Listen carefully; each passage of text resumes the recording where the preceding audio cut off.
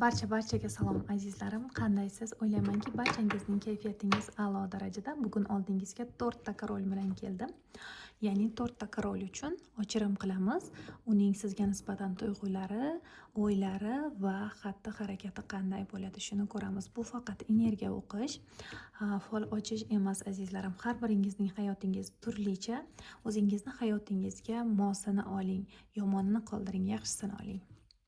Demak, 4 ta qarorimiz, 4 ta element, ya'ni birinchisi havo elementi. Bu havo elementi burjlariga egizaklar, tarozi va qovg'a kiradi. Olov guruhi burjlariga esa ikkinchi variantimiz olov guruhi, ya'ni qo'y, arslon va o'qotar.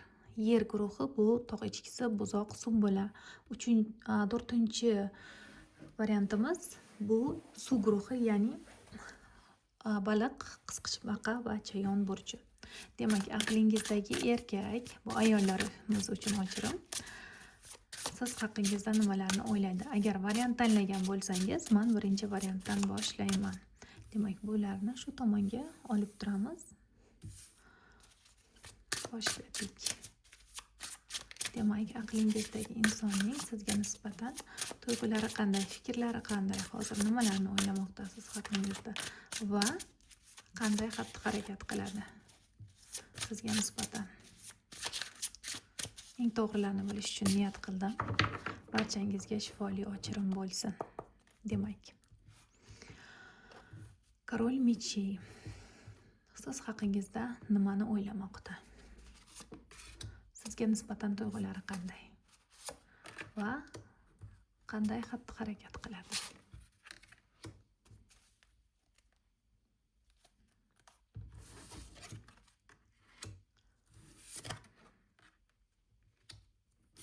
Demak, sizga nisbatan tuyg'ularida iloji boricha tuyg'ularini siz qanday bu insonga tuyg'uda bo'lsangiz, u ham xuddi shu narsani sizga aks ettirmoqchi bo'ladi. Ya'ni sevmasang sevmayman, sevsang sevaman. Ya'ni sizning o'zingizning aksingiz bo'lishga harakat qiladi. Har bir narsani o'lchaydi, hattoki tuyg'ularini ham ortiqchasini ko'rsatmaydi. Qanday lozim bo'lsa, xuddi shundayligicha ko'rsataman.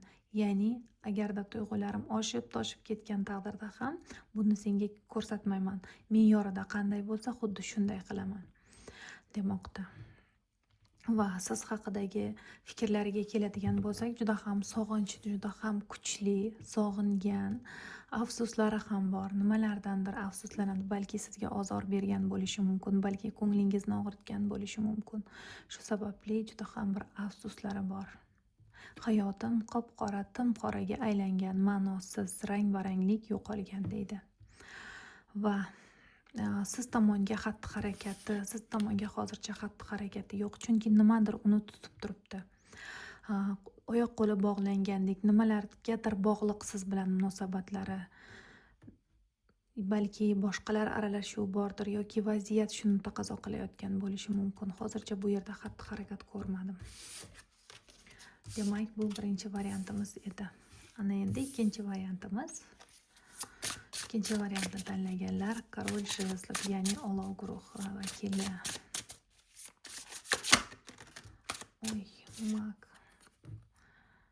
Nimalarnidir reja qilmoqda bu inson siz tomonga.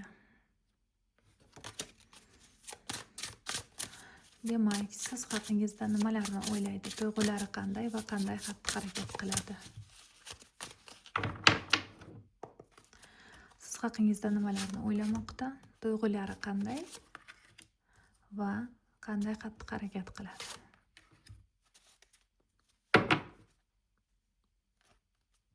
O'tmishdagi inson bo'lishi mumkin. Ikkinchi variantni tanlaganlar yoki bir-biringizni bloklab qo'ygan bo'lishingiz mumkin. Demak, siz haqingizda nimalarni o'ylaydi? Munosabatlaringiz, aytib o'tganimdek, bir-biringizni bloklagan bo'lsangiz yoki o'tmishingizdagi inson bo'lsa, yana boshqatdan boshlashni o'ylamoqda, yangitdan boshlashni xohlaydi. Yana munosabatlarni yangitdan o'rnatishni xohlaydi. Va sizni xuddi bir yosh boladek ko'radi. yosh bolalarcha xarakteringiz bo'lishi mumkin. Va sizga nisbatan tuyg'ulari juda ham bir chuqur. O'zi ham bu tuyg'ularni ba'zida tushunmay qoladi va bu tuyg'ularni ko'rsatmaslikka harakat qiladi va sirli tuyg'ulari bor sizga nisbatan. Hech kim bilishini, hattoki siz ham bilishingizni xohlamaydi. Tuyg'ulari qanday? Yana bitta karta olamiz. Imperatrica sizni juda ham bir go'zal ayol sifatida ko'radi. Balki turmush o'rtog'i bo'lishingiz mumkin yoki turmush o'rtog'i bo'lishingizni xohlaydi. Farzandlarining onasi, ajoyib bir uy bekasi sifatida ko'radi. Tuyg'ulari juda ham cheksiz, aytdim-ku, juda chuqur tuyg'ular deb. Bu yerda ham xuddi shunday karta tushdi. Va sizga nisbatan xatti-harakati qandaydir bir ayol kishi orqali sizga nimalarnidir yetkazishi mumkin yoki balki bu dugonangiz bo'lishi mumkin bu ayol. Xatti-harakati, tuyg'ularini oshkor qiladi. Balki sizga qandaydir bir taklif bilan kelishi mumkin bu inson. Nimanidir taklif qilishi mumkin. Balki birga ovqatlanish va hokazo. Ikkinchi variant juda ham chiroyli va uchinchi variantimiz Korol Pentakli, yer guruhi. Siz haqingizda nimalarni o'ylaydi, tuyg'ulari qanday va qanday xatti-harakat qiladi? Korol Pentakli, nimalarni o'ylayapsan?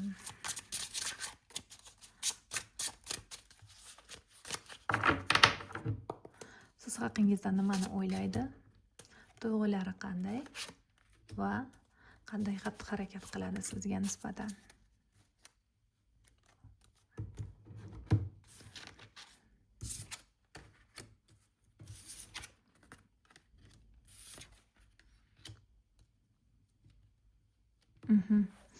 Korol Pentakli, demak, siz haqingizda nimalarni o'ylaydi? Sizni g'olib tomon sifatida ko'radi. Juda ham bir g'ururli inson sifatida ko'radi sizni. Hech qachon bahsda ham, balki bahslashgan bo'lsangiz bu inson bilan orangizda juda ham ko'p tortishmovchiliklar bo'lgan taqdirda ham o'zingiznikidan qaytmaysiz. O'z so'zingizda turasiz. Ya'ni faqat meniki to'g'ri deb bilasiz. Xuddi shunday o'ylaydi siz haqingizda. Va bir qismingiz uchun balki bu inson oldingizga kelmoqchi bo'lishi mumkin. Oralaringizda qandaydir bir masofa bo'lishi mumkin kichik bir qismingiz uchun. Va sizga nisbatan tuyg'ular juda ham cheksiz. Sizni xuddi ikkinchi variantimiz kabi sizni juda ham bir ideal ayol sifatida ko'radi.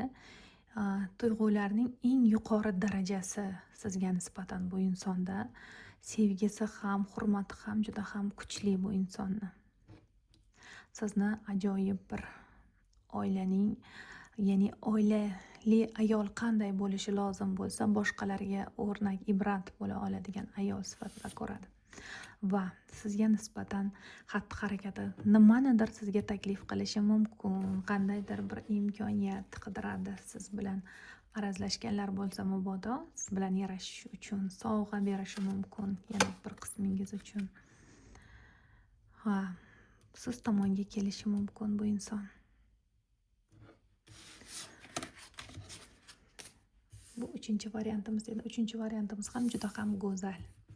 Demak, to'rtinchi oxirgi variantimiz suv elementi. Sizga nisbatan tuyg'ulari qanday, nimalarni o'ylaydi, xatti-harakatlari qanday, eng to'g'rilarini bilish uchun niyat qildim.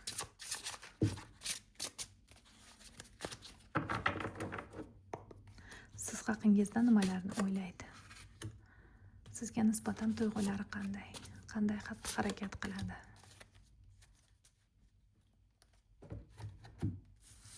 Nimalarni o'ylaydi?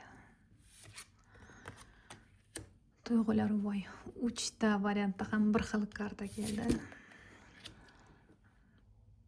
Telefonga tegib ketdi. 3-chi variantimiz ajoyib, juda ham chiroyli. Demak, siz haqingizda nimalarni o'ylaydi? Sizni juda ham bir jozibador ayol sifatida ko'radi. O'zingizga tortuvchan bo'lishingiz mumkin. Bu inson suv elementi bo'lsa, siz olovdeksiz. Olov kabi ayolsiz. Balki so'zlaringiz juda ham bir jozibali bo'lishi mumkin. O'zingizni tutishingiz, erkaklarni o'zingizga juda ham boshqacha rom qila olishingiz mumkin. Shu haqida o'ylaydi. Ehtirosli ayol sifatida ko'radi. Ammo siz ikkilanishingiz mumkin ko'proq. Ya'ni doim ikkilanishlarda bo'lasiz. O'ylamasdan qaror chiqaradigan odatingiz bo'lishi mumkin. Shular haqida o'ylaydi. Va sizga nisbatan tuyg'ulari bor, haqiqatdan sevadi. Tuyg'ulari yuqori darajada desam ham bo'ladi. Sizni qandaydir bu inson imkoniyat sifatida ko'radi, hayotiga berilgan imkoniyat. Va sizga bo'lgan xatti-harakati qanday? Sizga bo'lgan xatti-harakati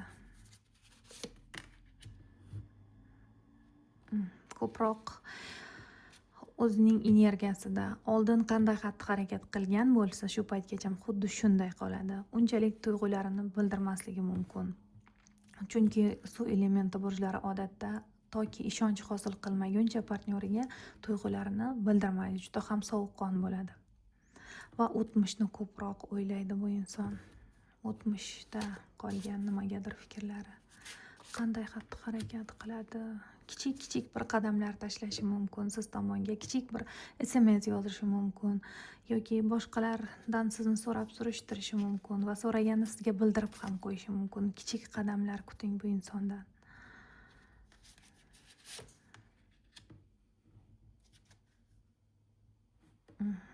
Agar mabodo oldingizga kelgan taqdirda ham bu insonga ko'proq ishonib yubormang, chunki sizni aldashi mumkin. Aldab qo'yishi mumkin. Shundan ehtiyot bo'lamiz. Va biroz janjal bo'lishi mumkin orangizda. Va siz o'zingizni himoya qilishingizga to'g'ri kelishi mumkin. Yoki siz bu insondan nimalarnidir talab qilsangiz, u bu joyda yolg'on gapirding yoki bu joyda meni aldading va hokazo gap so'zlar qiladigan bo'lsangiz, bu inson o'zinikini doim sizga to'g'ri deb ko'rsatadi va o'zini to'g'riligini isbotlash uchun sizni aldashi mumkin. Demak, bu 4-variantimiz edi. 4ta korolimizni ham bo'ldik. Agarda sizga ochirimimiz yoqqan bo'lsa, like bosishni unutmang. Barchaga xayr.